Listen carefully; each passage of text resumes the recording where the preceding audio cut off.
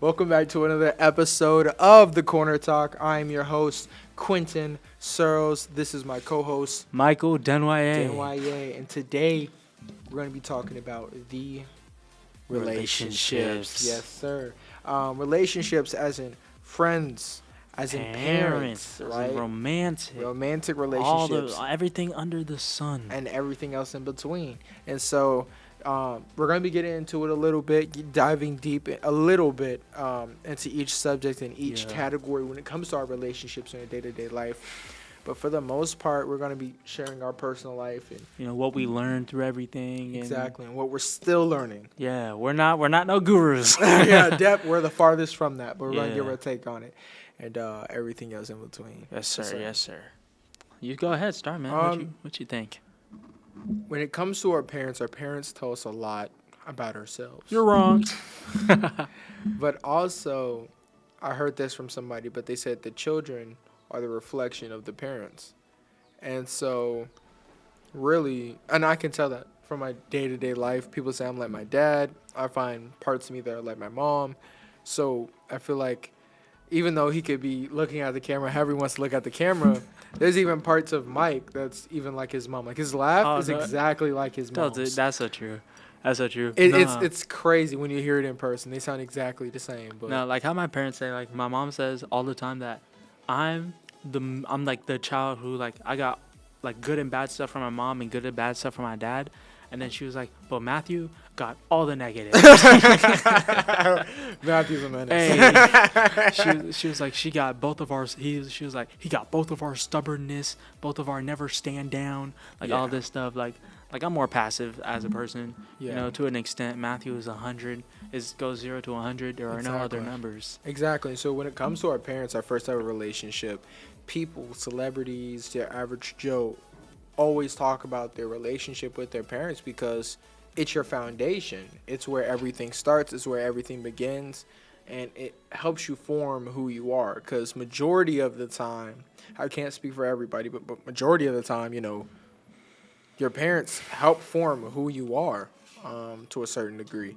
And then, of course, you have your out-of-school experiences and everything. Or out-of-house experiences. Because I definitely, I think if you think, especially how some people become, if you ask a lot of people, a lot of their trauma stems, like trauma issues, good stuff, bad stuff, stems from my mom, my dad, oh, why are you so why you're so confident in yourself? My dad always told me I got, always be, or why are you always so quiet? Every time I would say something, my mom would always be like, shut up. So I just got this idea, is that type of thing. You as a person, especially because you see your parents as the ultimate kind of figure, right? If your parents sign off on something, if you say, you want to do something and your parents sign off, that's 100% go. Yeah. Right?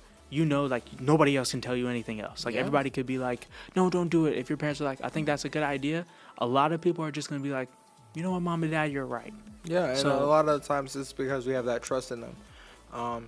Having trust within your parents is one of the first types of trust you have to ever learn coming into life. You have to trust that when they say get up and try to walk, you have to trust them that they are trying to lead you in the right direction. But I feel like when we get older, the line starts to become a lot more blurred because we can see for ourselves what is going on in our own personal life. And I think trying to maintain that balance of personal view and then of course your parents' view is gonna obviously change over time, as it should, but still having that trust is sometimes a little bit harder to maintain. Definitely. I think when it comes to parental relationships, I think they could be the most difficult because it's this, the generational gap. You gotta understand, generations see each other in different ways and see the world in different ways. So the generational gap, you could be no mom, no dad, this is how it is, and they'll be so stubborn because it's that's not how it was. Exactly. You'd be but this is it'll be no, social media is kind of what kids are on right now, and they'll be man, you just need to get off that. It's not that simple. Yeah. Life isn't that simple anymore. They'll be and back in my day, this was my issue. that was your day. This is my You day. know what the funny thing is? The thing about my mom is that she does the average like older parent nagging, where she like, "You kids nowadays are X, Y, and Z," and like you see it on TV, but you don't really see too many people do that. My Yeah. mom does that verbatim. She's like, "These kids nowadays, oh, I can't believe they're so this, they're so that," and I'm like rolling my eyes, but also at the same time, people, the OGs in her generation, the older people when she was younger, were doing the exact same thing. Yeah. It's a pattern, and we're probably going to be doing the exact same thing to a Nah, you're not gonna catch me doing that. degree. What bro. you mean? What you You're mean? not gonna catch me. They doing said that, the for same real. thing, and now they're doing Nah. it. So Who knows? My mom doesn't do it. My mom doesn't do it. she doesn't do it. Nah, my dad will say back in my day just to tell me like a story. He won't like lecture me with back in my day. He tells me like, no, back in my day I had this relationship with this one girl, or like back in my day I I had a relationship with this one friend that didn't work out, something like that. But my mom would never go back in my day. My mom would be like, everybody has their experiences as a kid. I was a kid. I got into a few fights. I'm sitting there, fights. Yeah, like no, the thing about my Right. dad is that he has a bag of tricks, like a bag of like sayings that he says when he's talking about back in his day. I mean, I can't say a couple of them on camera, but like, like there's some that are just like so like they'll make you scratch your head. What? Like I mean, just like he says some of the most like out of pocket stuff when it comes instead of like Just a back goofball. in my day, he'd be like, "Oh boy, back in my shoe snapping day." Look like what? I know what I'm saying. What is shoe snapping days? I don't even know. I made that up on the spot, but that's just an example as to what the type of stuff my dad says. But but I feel like the relationship aspect with our parents determines how almost every other relationship goes, whether that's good or bad. So, I think hands down, the most important aspect of any relationship or any type of personal relationship we have in our life has to start off with our parents. For real, for real. Let's talk about those other relationships. Of course, friendships. Friendships. I think friendships, that's the next logical step, in everybody's evolution when it comes to relationships. Because not everybody has like siblings, but everybody has like at least a friend, somebody that they go to, they talk to, people they hang But out this with. is my question to you. And this is not to cut you off. No answer is given. Who was your first friend? Who's my first friend?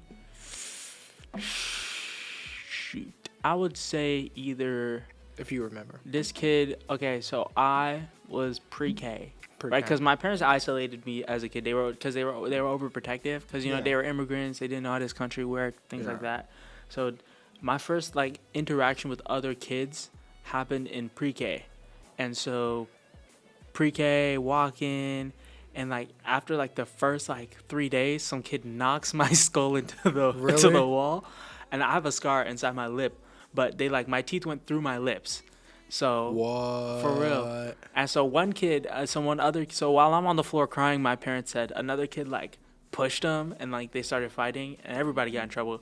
And so that kid, his name was like Brandon. Yeah. And so after I came back, I was like, oh, thanks, man. And then he was like, let's be friends. You know how kids, let's just be friends. That's So, exactly how it happened with For me. real. I had a friend in like pre-K.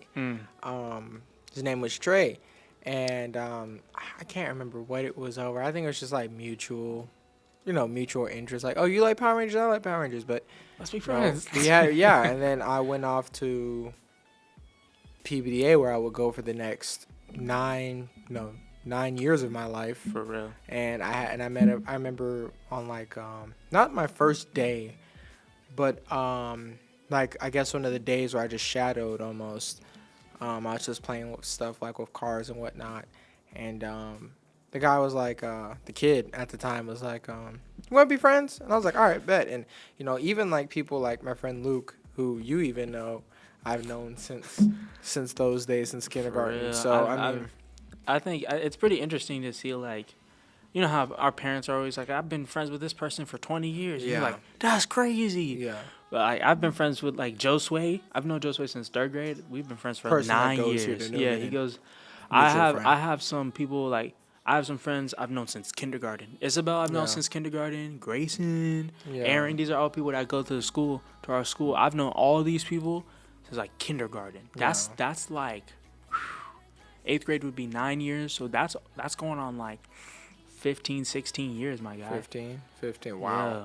Like we are pushing numbers. I mean, Hey, like for me, I feel like just because you've known someone for a certain amount of time doesn't mean you know someone.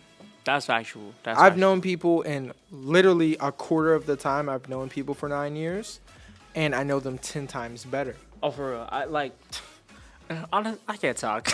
Like longevity does not equal, I don't know used my in friends. proper context into intimacy. You know what I mean? I don't know my friends. If somebody were to like kidnap me and say, name me all of Quentin's favorite things, and I would die or I die, I'd be like, just shoot me. Like I don't. That's hey. a personal mic. That's a personal mic thing. I mean, I know people who are like, you like this, and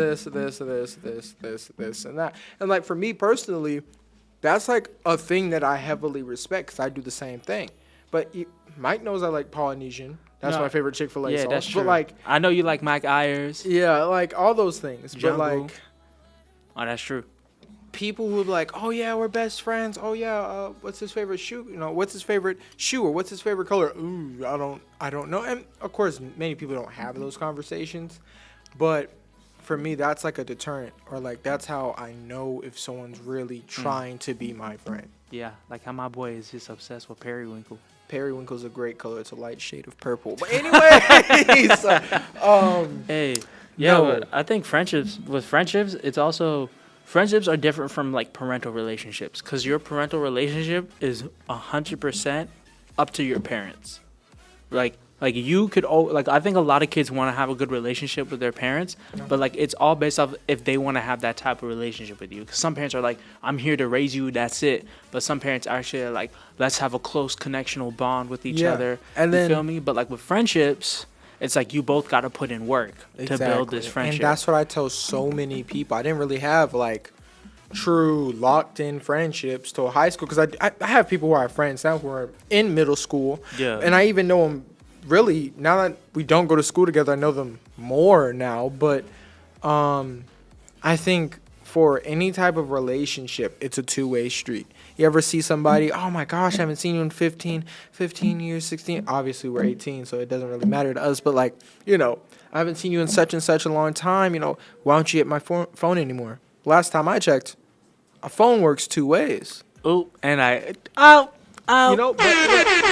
But like, really though, I think when it comes to any type of relationship, besides common interests, there has to be some type of connection there. Because I tried to start a relationship with multiple people, not at once. Don't get any wrong ideas, but like, you've tried to have that friendship, you tried to initiate that friendship with someone, yeah. and they try to they're kind of sort of interested, and then all of a sudden you guys fell off. Well, somebody had to not have been interested, and That's of course true. you have like Things that happen, like college or something like that. Yeah, but, or like, and people grow out of things quick. Sometimes you just running through life. You can't really remember some people, but that's just how life is. But what I also find interesting about friendships is the idea of the friend group. You feel me? Because there's one-on-one friendships. Uh-oh. There's the idea of the friend, like, one-on-one friendships. This is my best friend. This is my brother. Things like that. And then there's the Yeah. friend group. Friend groups are totally different. Friend groups are like interconnect. I'm friends with him, but I'm not friends with her. But since he's friends with her, I gotta be nice in this group type of thing. And that's the thing that gets so messy about. So messy. It's Like I'm like- dealing with it right now. Like I had a friend group. Like I'm chilling with like two of my best friends are in there, right? And like three of them, and I don't have any issues with anybody in that friend group except for like one person, Yeah. right? But like some of them just don't like me.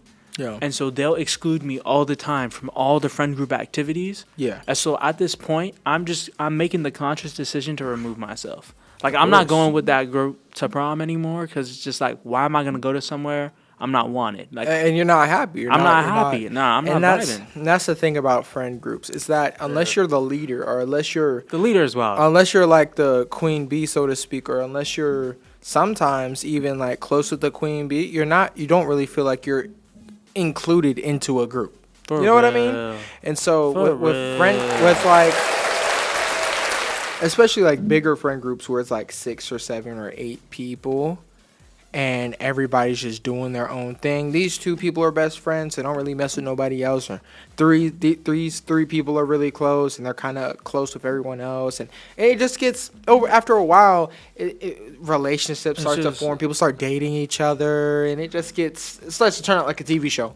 Bro. Like Zoe Everything's a 101 or sitcom. something like. Hey, everything's a sitcom. Exactly. But Nah, no. but it gets weird. But you brought up dating. Yeah. Good segue. I think what we all think the ultimate Well, relationship is. Before we get into that, we gotta still Step talk out about of that. the deeper part of friendship. Mm. Because you can, be friends with somebody, and then you have someone who's like your best friend, your right hand, your go-to, Yeah. and then Yeah. I gotta keep a lot of friends on my left. I only got one man on my right. whatever Mike said. Put that on a shirt or something. For I real. don't No, really know. right hand man. One man on my right. Okay, Yes, sir. Mike. No, but it wasn't until like high school for me, and I guess from what I know, high school for you, you can really find those deeper sides of friendship where you feel vulnerable with people, because you have friendship like, oh, I've known this person for 4 years and we're friends, Yeah, we hang go out yeah. every once in a while, or But like, I think friendship is like those people that like, you could break down crying and they'd be there for you. exactly. They'll be there for you to help you up through things. Or they'll be if you up till 12 and you have an issue and you call them, they'll wake up to pick up your phone call and help you through that issue. And you know what? That's a matter of I'm gonna say it. Intimacy. That's Whoa. a big boy word. Whoa. And when most people think of intimacy, they think, What oh, is he saying? like, sexual relationships or romantic relationships, and it's not even that really. When it boils down to it, I saw famous actor Terry Crews. He was in an interview and he said, most guys just want intimacy. And he's like, not in a way of saying, physically, but he's saying, or romantically, but he's saying, when I go to a restaurant and I have to go somewhere, you can order my favorite drink or my favorite meal. And even like for me as a Christian, having that closeness, what's accounted for intimacy with God. And it's not like anything weird or anything on that level, but it's a matter of God knows me, I know God on a deeper level. You know what I mean? And it's the same thing that's called for in our relationships. Yeah. Speaking of that intimacy, we hop, jump, skipping along to relationships with a partner. Like you were saying before, though, you're saying romantic Romantic relationships. So we got romantic relationships. I think romantic relationships work weirdly, especially when it comes to friendships, because like romantic relationships is supposed to be the end all be all, right? That's supposed to be like your one person, your biggest relationship, right? That's supposed to be like, when you die, that person is supposed to be there with you. Yeah. Right? And so that relationship, I think, has high regard. And I think those relationships are tough, mostly because a lot of people, because with a friendship, your friend could deal with like problems. Yeah. Right? Because they're not there all the time. And they're only there when you need them. But with a partner, a significant other, they're there all the time. So they see how like your problems can affect you. And they also see the good part and the bad part. Your friends could only see the good part and some of the bad part. Your significant other is there almost all the time. And they're saying, I like the good part. They should be saying, I like the good part and the bad part, and I want it all. But here's the issue with that, though. Some people, I think what the thinking of that is like I could accept your flaws, but I'm like, there's a difference between saying I don't want your flaws and I can accept your flaws, but you need to be able to like, work through some stuff. Yeah. Right? Because some people are 100%. like, I've seen it. Some people use that as a, well, you don't love me because you don't accept the bad parts. No, you're just doing bad things over and over again, and I can't deal with that. That's not Yeah. because I don't love you, or that's not because I don't want to deal with your bad parts. That's because like that's just not healthy for you as a person, And then you're refusing to change. and you're it's refusing to hurting the change, and it's relationship. hurting the relationship. So Yeah. we're not gonna.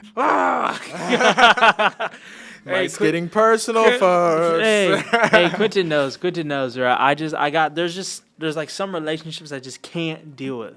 Yeah. And I think toxic relationships are that. Like me, I realized that I was making a relationship toxic, and Yeah. I stepped out. I was like, listen, I know that I've been making some bad decisions, so I'm Yeah. gonna take a step out of this relationship. If you want to continue it, that's cool, but I need to take some time for me, and I need to be able to work on myself. I think for me, it was a matter of seeing everyone else around me wanting to have that relationship, and for me, I was yearning for that relationship on that other level, and really, it wasn't there. I was trying to see something that wasn't there the whole entire time. Yeah. And I was just like, wait, maybe just some time, and it'll Nah. pop up, or maybe sometime it'll just click, and really, it never did. Nah. And of course, there's the, say, a little bit deeper than surface level or surface level part of it, but there wasn't anything that was natural about it, Yeah, you got. especially when it's forced. Yeah, you gotta remember that like what's there in the beginning, if you work through it, will be there in the end. So if somebody's not fully interested in the beginning, then even if you work through some stuff, they're probably not gonna be fully in it. Yeah. You guys gotta be mutual from the beginning. Yeah. Ignore that. You Yeah, feel me? Yeah, and that's what a relationship is. I want this. You want this. Let's Let's make do- this do- work. Let's make this Yes, work. sir! Exactly. Right? From what we know. And so that's what it was for me. I mean, it was like, I want this. Do you want this? Well, I don't know if I want this. I'm still trying to see. And it's like, well, You then gotta make your mind up. and if you don't want to make your mind up, then there's a problem right there. That's what I'm saying. And really, when it comes to a lot of relationships, if you don't make your mind up, then it's not there. Can't waste your time. That's the issue I think some people have. They think it's just going to take time, but relationships only take time when you're in it, Yeah. right? In the the beginning and the end is always quick. The middle is what's the long part, the journey. Yeah. Right? It's easy to get on the highway. Now the highway is the long part. Yeah. If somebody makes getting on the highway hard, then that's just not a good buddy to drive with. That's Yeah. not you feel me? I get exactly what you mean. You feel me? I get exactly what you mean. But for the most part, all of these, relationships as teenagers, like a good, a peer of ours, a teacher of ours, Dr. Novak he says, we're still trying it out with the training wheels on. Yeah. We still live in our parents' house. We're still going to school. We're still doing all these things. And we're still trying these relationships with the training wheels on, whether that's friendships. We're still ironing out stuff with our parents. Yeah. We're still understanding romantic relationships. It's just we're in the end of the beginning stage. Yeah. You feel me? And then we're gonna jump into intermediate, and we gotta run with it after that. Yeah. So- 100%. 100%. And so, as a recap, a lot of relationships really take not 50-50, 100. 100. Yes, sir. You have to give your all into it. And it's the same thing that, like I said before, I learned in Christianity, because it really taught me a real relationship. And it's like, I'm putting both feet in this 100% of the time. And not to get anything out of it, but to see some type of growth. So That's the end of our podcast. guys. yeah. But less on that, but 100%. When it comes to these relationships, it's always 100. Yeah. And that's all it is to really say about it, though. For real. But thank you So for much. joining us for this shorter segment of Corner Talk. But there Yeah. will be more episodes out soon. We will have more people coming on soon. Exactly. It's gonna be So lit. Stay please tuned. Please subscribe. Please like. Please share. And we'll see you guys next time on the Corner Talk. Alrighty. Peace. Thank you.